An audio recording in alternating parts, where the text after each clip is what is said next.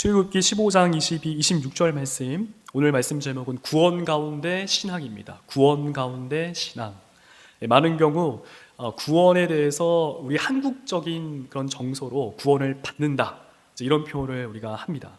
구원 받았어? 여러분 당신 구원 받았습니까? 이런 표현을 하지, 예수님이 우리를 구원하셨다라고 말을 하지만 구원을 받는다라는 표현을 합니다. 구원을 입었다, 구원을 누린다라는 표현보다는 구원을 받는다라고 표현을 합니다. 그래서 구원에 대해서 우리가 다소 오해하는 것이 사실입니다. 한 번 구원 받았으니 예수를 믿기만 하면 된다라는 식의 이 신앙 형태는 이 초대교회에도 니골라 당이라든지 발람의 교훈을 전하는 자, 사도 바울의 서신서에 의하면 거짓 교사, 다른 복음을 전하는 자, 수없이 다양한 어떤 것으로 표현되었습니다. 예수님을 믿기만 하면 구원받는다라고 하는 이 말에 어폐가 있습니다. 그 믿음에는 하나님께서, 예수님께서 사도들을 통하여 말씀하신 믿음이지, 현대인들이 볼 때 믿는다라고 하는 것은 믿자, 머리로 계속 되새기면서 믿자, 예수님 믿자, 이런 믿음이 아니거든요.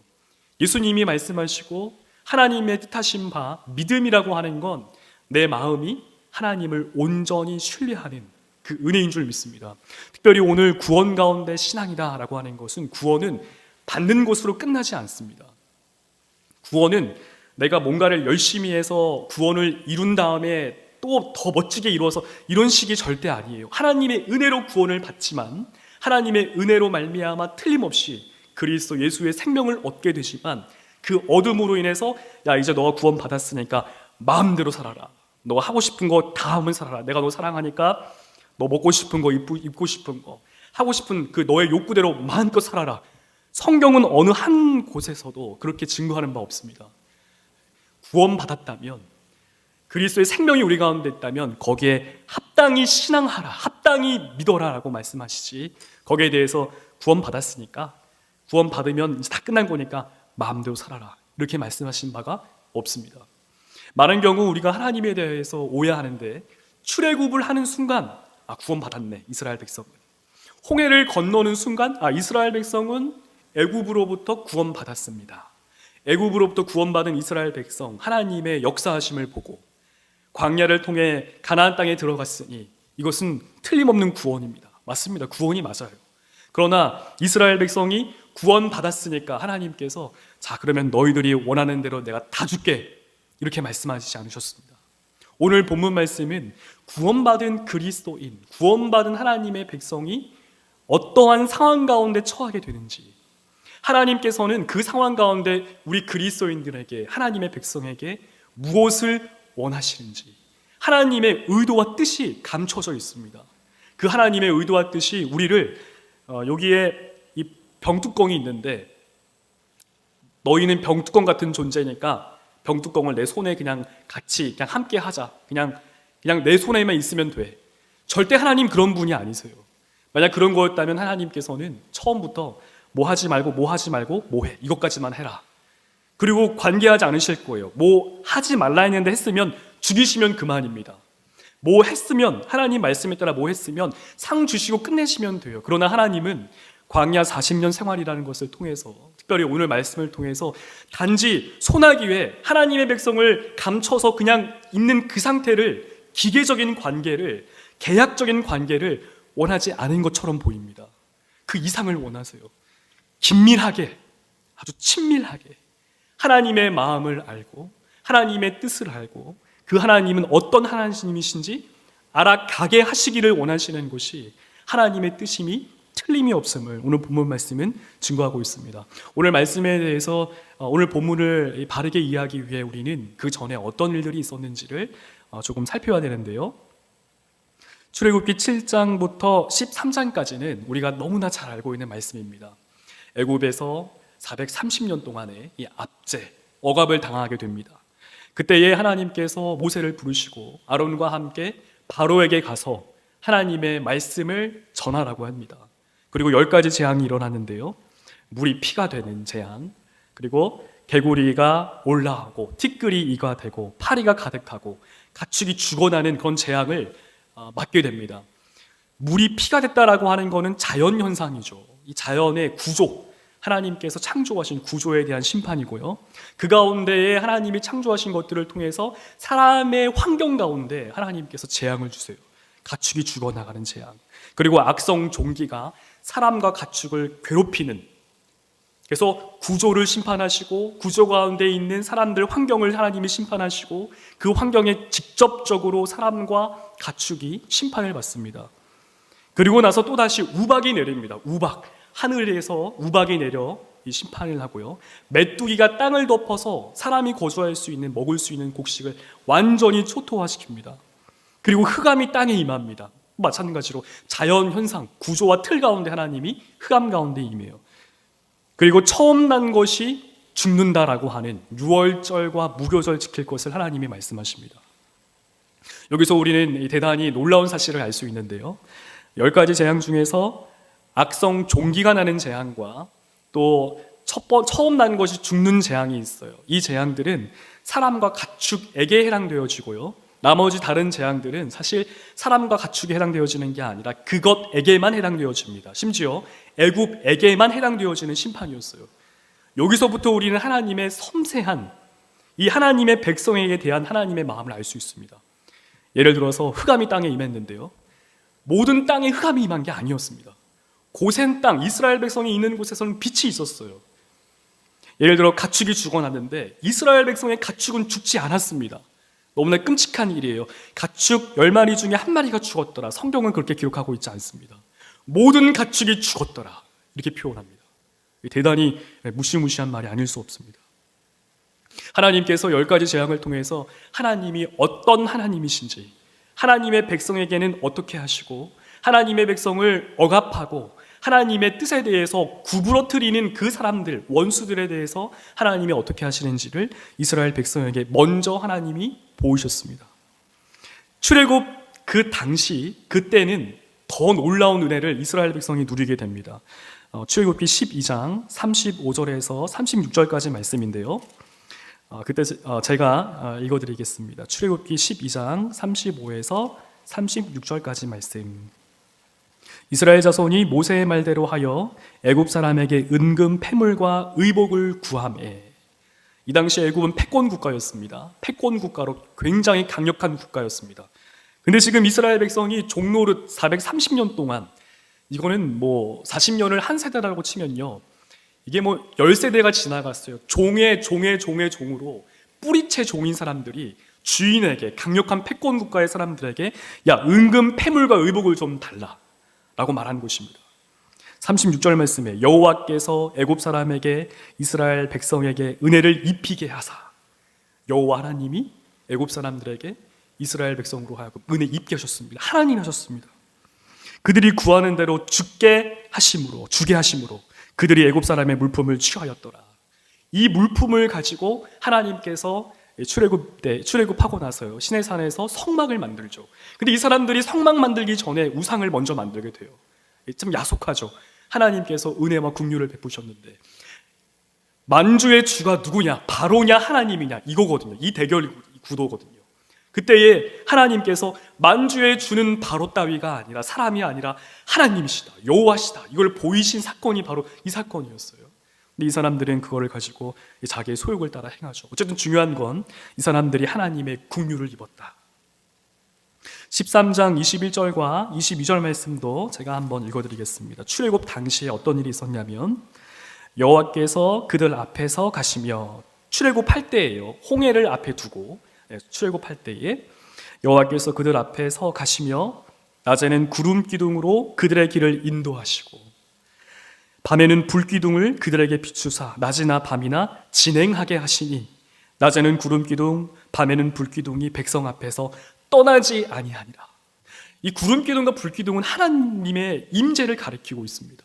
하나님께서 인도하시고 진행하게 하시고 떠나지 아니하신다. 출애굽으로부터요. 이게 멀리 광야 들어간 다음에 일어난 사건이 아니고요, 출애굽으로부터 시작된 거예요. 구름 기둥으로 낮에 하나님이 지켜주시고 진행하게 하시고, 밤에는 불 기둥으로 하나님이 진행하게 하시고, 하나님이 떠나지 아니하신다. 이스라엘 백성이 이걸 경험했습니다. 14장 1절과 15장 21절 말씀, 이때 홍해를 건너고 모세와 미리암이 노래를 부릅니다. 지금 이 모든 것은 오늘 본문 말씀을 이해하기 위함에 있습니다. 14장 6절과 9절 말씀에 보면은 선발된 병거가 600대다. 이 당시에 병거라고 하면 사실 히스기야 시대, 왕정 시대를 거쳐서요, 다윗 왕가의 르호보암 때에 히스기야 왕 시대에도 병거만 있으면 이 대단한 무기였는데요, 이 고대의 병거 심지어 600대가 다 끌어모아 600대가 아닙니다. 성경 말씀에 보면은 선발된 병거 600대예요. 선발된 병거. 그러니까 이 말은 다른 병거도 있다라는 전제입니다. 그 중에 선발된 병거 600대, 그리고 모든 병거를 동원했다. 그리고 병거들과 또 말들, 병거들, 마병, 군대, 모든 군대가 지금 추격하는 것을 알 수 있습니다. 28절과 31절 말씀에 이제 놀라운 사건이 이제 벌어지는데요, 제가 읽어드릴게요. 물이 다시 흘러 병거들과 기병들을 덮되, 지금 홍해가 덮는 것입니다. 그들의 뒤를 따라 바다에 들어간 바로의 군대를 다 덮으니 하나도 남지 아니하였더라. 그러나 이스라엘 자손은 바다 가운데를 육지로 행하였고 물이 좌우에 벽이 되었더라. 그날에 여호와께서 이같이 이스라엘을 애굽 사람의 손에서 구원하심에 이스라엘이 바닷가에서 애굽 사람들이 죽어 있는 것을 보았더라. 이스라엘 백성 봤습니다. 지금 31절 말씀, 이스라엘이 여호와께서 애굽 사람들에게 행하신 그 큰 능력을 보았으므로 백성이 여호와를 경외하며 여호와 그의 종 모세를 믿었더라. 그리고 모세의 찬양, 이 미리암의 경배가 있고, 그리고 오늘 말씀 22절부터 이 말씀이 시작되는 것입니다. 22절과 23절 말씀에 보면은 모세가 홍해에서 이스라엘을 인도하며 그들이 나와서 수르 광야로 들어가서, 이게 지금 몇 달째가 아닌 걸 알 수 있습니다. 거기서 사흘길을 걸었으나, 사흘길, 홍해에 나와서 수르 광야에 들어가서 사흘길, 이 3일을 걸었어요. 3일을 걸었는데 그때 물을 얻지 못하는 상황이 닥쳤습니다. 물을 얻지 못하고 23절 말씀, 마라라고 하는 곳에 이르렀는데 그곳 물이 써서 마시지 못하겠으므로 그 이름을 마라라 하였더라. 홍해를 건너고 나서 한참 후에 일어난 일이 아니라 이스라엘 백성이 하나님께서 바로 따위 위를 넘어서시는 만주의 쥐가 되시는구나, 은근 패물을 구했는데 하나님께서 그 은혜를 입게 하셨구나, 그걸 경험한 자들이, 심지어 하나님께서 출애굽할 때에 구름기둥 불기둥으로 떠나지 아니하시고 인도하시고 진행시키시고 함께 머무셨다라고 하는 그 은혜를 누린 사람들이 홍해를 건너 때에 선발된 병거만 600대, 이거 이길 수 없는 전쟁입니다. 이길 수가 없어요. 노예 따위랑 선발된 병거 600, 절대 이길 수 없는, 이 애굽의 모든 군대가 추월해가지고 막 따라서 죽이려고 하는데 하나님께서 그들을 심판하시는 것을 봤습니다. 이 물이 벽이 된 거예요. 마른 땅으로 건넜어요. 그들은 안전하게 물 가운데, 바다 가운데 육지를 통해 건넜지만 다른 모든 애굽의 군병들은 다 죽었습니다. 그걸 보고 이들이 경외했는데 사흘 만에, 3일 만에 지금 이 사단이 일어난 것입니다. 23절 말씀, 백성이 모세에게 원망하여 이르되 우리가 무엇을 마실까 하매, 이 부분에 대해 우리가 이제 이런 생각을 이제 할 수 있어야 합니다. 이 사람들이 하나님을 믿지 못했을까? 하나님에 대한 신뢰가 적었을까? 네, 아니에요. 그렇게 보기가 어렵습니다. 이 사람들은 하나님의 역사를 목도한 사람들이에요. 한번 상상해 보세요. 구름 기둥이 있다. 구름 기둥이라는 게 하늘에서 이렇게 구름이 기둥처럼 이렇게 평면으로요, 위에서 평행하게, 이런 구름 기둥일까? 아니면 구름 기둥이 하늘과 땅을 잇는 구름 기둥일까? 불기둥이라고 하는 것은 도대체 어떻게, 불기둥이 하늘에서 밑으로 이 회오리 바람처럼 있는 걸까? 아니면 하늘에서 어떤 건지는 몰라도 불기둥이라고 할 만큼 불이 막 이렇게, 화염이 막 이렇게 하늘에 있는 걸까? 어떻게 상상하든지 이것은 초자연적인 하나님의 능력을 경험한 사람이 이미 틀림이 없는 자들입니다. 우리 인생 가운데도 하나님 살아계심을 경험하신 분들이 많이 계실 거라고 생각합니다. 사람의 생각으로는 이해되지 않는 관계, 또 가정에서, 또 직장에서, 또 여러 상황과 환경 가운데 건강 문제를 두고 특별히 하나님의 역사하심을 경험한 분들도 분명히 있을 것입니다. 근데 그것과는 비할 수 없도록 하나님의 초자연적인 영광의 권능의 역사가 이 시점에 있었다라고 하는 것이죠. 이스라엘 백성 경험했습니다. 믿음의 강화가, 하나님께 대한 경외가 어마어마하게 일어났는데, 문제는 광야 사흘 만에 이들이 하나님을 원망하기 시작했다라는 것이죠. 이들이 믿음이 없었기 때문에 원망했는가? 아닙니다. 사실 극단적으로 보면 현재의 오늘날 저와 여러분 가운데 정말 사랑하는 사람이 하나님께 부름을 받았다. 한 명뿐만이 아니라 주위, 이웃, 나와 관계하는 사람들이 한 명 한 명씩 일주일 텀을 두고 하나님이 데려가셨다. 죽을 병에 걸렸다 갑자기 건강하게 살다가 지금 내가 하고 있는 사업이 망했다 갑자기 하루아침에 빚을 지게 돼서 빚독촉이 날라온다. 여러분 그거 하나님은 원망 안 할 사람이 없을 것입니다. 출애굽했으면 구원받았으면 애굽 사람들의 손으로부터 하나님의 백성이라고 홍해를 건넜으면 이 평강의 은혜가 있어야 되는 거잖아요. 사실 우리 생각에 하나님이 함께해 주셔서 따뜻하고 밤에도 따뜻하고 또 추운 그런 밤에 따뜻할 뿐만 아니라 더운 그런 낮에도 선선한 바람이 불고요. 심지어 하나님께서 원망하기 전에 만나주시면 됐잖아요. 하나님이 원망하기 전에 이스라엘 백성이요. 고기 찾기 전에 하나님 매출하게 주셨으면 됐어요. 그럼 하나님은 와 우리 하나님 정말 우리를 사랑하시는 하나님이시다. 이스라엘 백성이 찬양을 했을 것입니다. 사흘길 말고 이틀길만 가서 이 사람들이 그래도 하나님 이틀째 걸었지만 하나님 우리에게 오아시스와 같은 그런 물을 주실 줄 믿습니다. 이렇게 신앙을 갖고 걸었을 거라는 거죠. 이틀째 된 날, 3일 말고요. 이틀째 된 날 또는 사흘째 됐어도 마라의 그 물이 쓴물이 아니라 단물이었다면 하나님 원망 안 했을 것입니다. 하나님 찬양했을 거예요. 우리 인생 가운데 하나님을 믿는, 예수님을 믿는 그 순간부터 그리스도의 생명이 있는 순간부터 태평성대가 열렸다면 하나님의 은혜 가운데 우린 주님을 찬양만 하고 아주 영광 돌렸을 것입니다. 근데 하나님은 그렇게 하지 않으셨습니다. 여기서부터 하나님께서 우리에게 원하시는 그 뜻을 우리가 받아들여야 해요. 섬세하게 아주 긴밀하게 하나님께서 왜 이렇게 하셨는가? 사흘이 아니었어도 사흘째, 4일이 됐을 때, 닷새째, 여섯째 때에 한 주일이 지나가 걸어도 이 사람들이 원망할 때까지 하나님께서는 그 원망의 환경으로 인도하셨을 거예요. 왜 그러하냐가 중요합니다. 왜 그러하는가? 왜 하나님은 믿는 그리스도인에게 하나님의 백성에게 고난을 적극적으로 허용하시는가? 환난 가운데 임하게 하시는가? 광야 40년의 길을 허락하시는가? 하나님은 악이신가? 절대 그렇지 않습니다. 오늘 본문 말씀은 그것을 아주 섬세하게 하나님의 마음을 담아내고 있어요. 24절 말씀에 백성이 원망을 하고요. 25절 서두에 보면 이제 모세가 하나님 앞에 구합니다. 여호와께 부르짖었더니 25절과 26절 말씀에 여호와께서 이렇게 말씀하세요.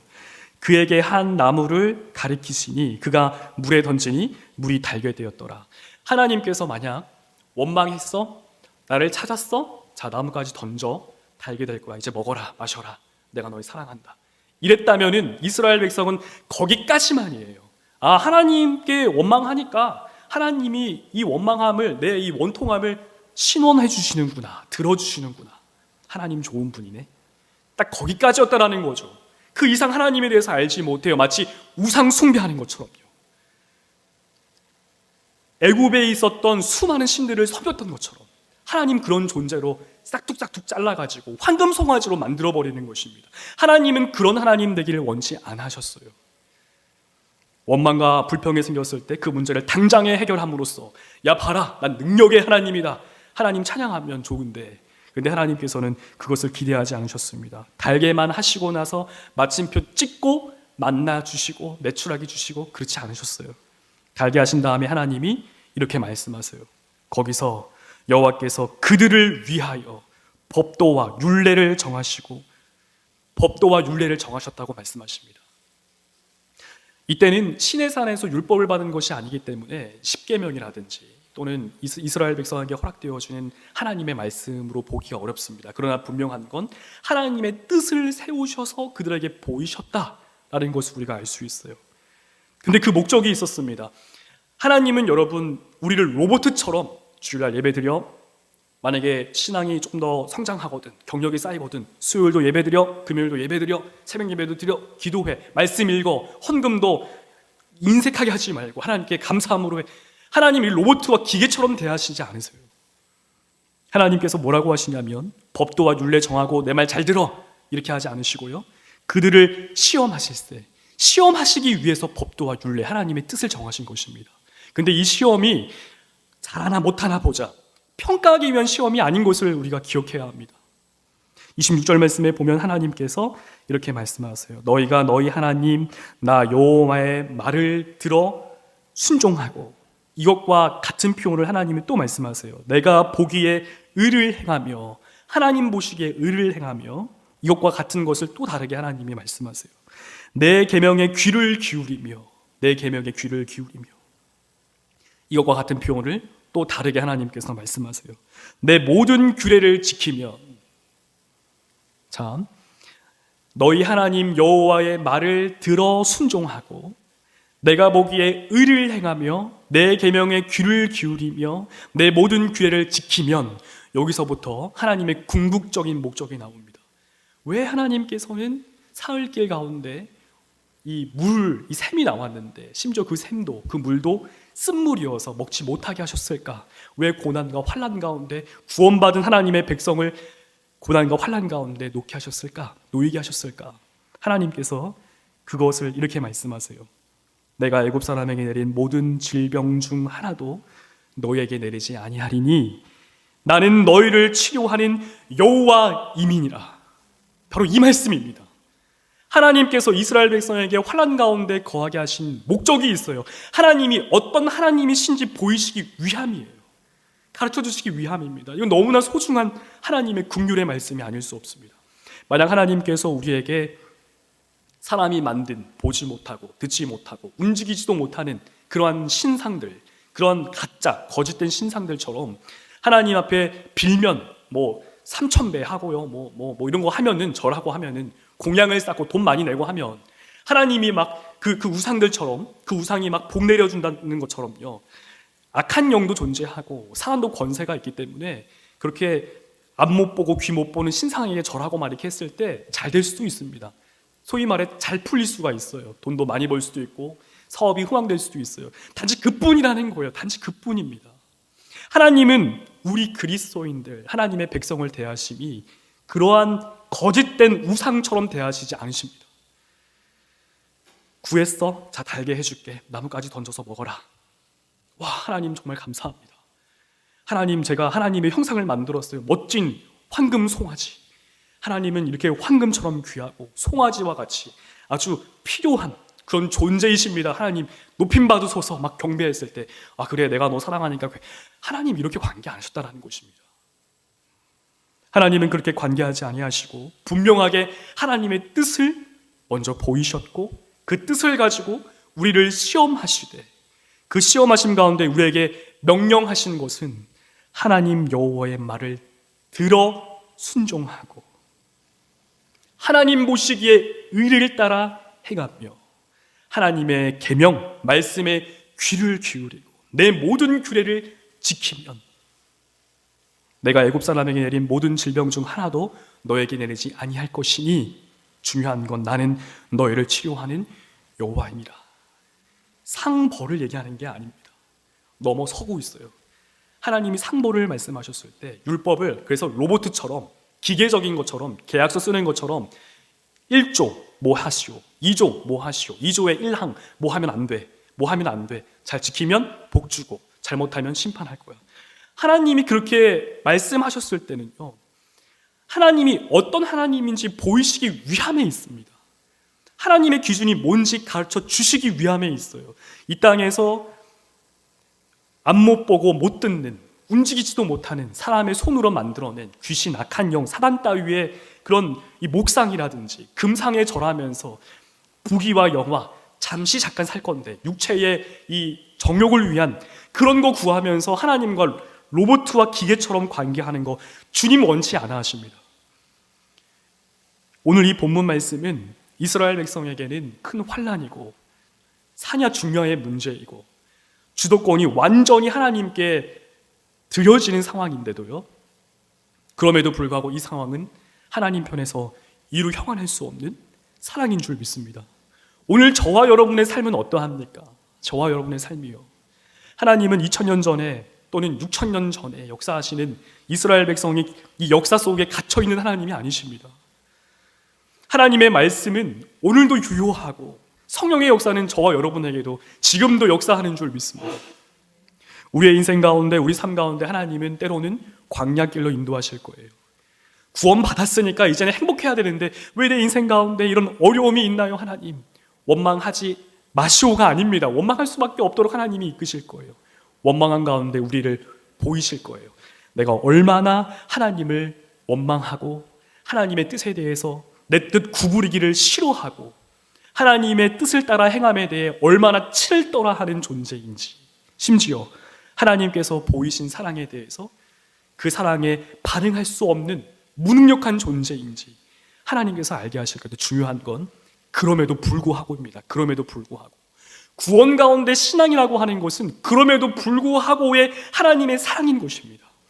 그럼에도 불구하고 하나님께서 보이세요. 내가 너희를 치료하는 여호와입니다. 하나님이 이 성경에 기록하신 이 말씀을요, 저와 여러분 삶 가운데 하나님이 가르쳐 주시고 보이십니다. 머리를 넘어서 우리의 마음판에 지워지지 않도록 새기실 것입니다. 마음판에 지워지지 않도록 새기신 주님께서 이 새겨짐을 넘어 우리의 영을 예수님께서 찢기심으로 말미암아 우리에게 주신 예수님의 생명을요, 성령의 그 은혜를 풍성히 세워가실 줄 믿습니다. 말씀을 왜 봐야 하고 왜 기도하며 왜 하나님 말씀에 대해서 지키지 못할지언정 씨름해야 하는가? 왜 구원받았는데 신앙생활에 우리의 마음과 우리의 생각과 우리의 뜻을 두어야 하는가? 바로 여기에 있습니다. 하나님은 우리를 로봇이나 기계가 아니라 구원이라고 하는 공간 가운데 데려왔으니 마음껏 살아라. 그냥 넌 너고 난 나니까 너가 하나님인 거 대충 알면 하나님 그렇게 관계 절대 안 하십니다. 모든 성경이 증거하고 있는 바 하나님 안에 있는 하나님의 사랑, 예수님의 사랑이 얼마한지를 알게 하실 것입니다. 너무 감사한 거는 우리에게 허락되어지는 시간 가운데서, 그래서 그리스도인들은 오늘 죽어도 하나님 품에 안길 거에 대한 이 신실함과 확신으로 인해서 감사할 따름이죠. 내일 예수님이 오셔도 그 예수님에 대해서 예수님 한 달만 더 뒤에 오시죠. 제가 지금 막 하고 있었던 게 있었는데요. 그렇게 고백 안 합니다. 우리 예수님 만나면, 예수님이 오시면 강림하실 때 눈물을 훔칠 거예요. 왜냐하면 너무 갈망했거든요. 그동안 하나님이 내 인생 가운데 성경을 통해서 하나님이 세우신 목회자를 통해서 또는 그리스도인들을 통해서 듣고 또 경험했고 심지어 내 인생 가운데 직접 성령께서 우리 마음판에 새기신 하나님의 사랑을 이제는 눈으로 보아하는 그리스도 예수의 강림에 대해서 그거에 대해 소원할 수밖에 없는 것입니다. 말씀을 맺습니다. 구원 가운데서의 이 신앙, 하나님은 우리에게 때로는 환난과 고난의 길로 인도하시지만 그 고난과 환난 가운데 반드시 고난 주시고 환난 주신 하나님께서 견디게 하시던지 피할 길을 내어 빠져나오게 하실 것입니다. 이거를 믿고 이거를 신뢰하며 하나님께서 고난을 주신 의도, 하나님께서 고난을 통해서 무엇하려 하시는가? 하나님은 나에게 하나님이 어떤 분이신지 내 마음에 새겨주시기를 원하시는구나. 왜? 나를 사랑하시니까. 그 은혜가 저와 여러분 가운데 있기를 주님의 이름으로 축복합니다.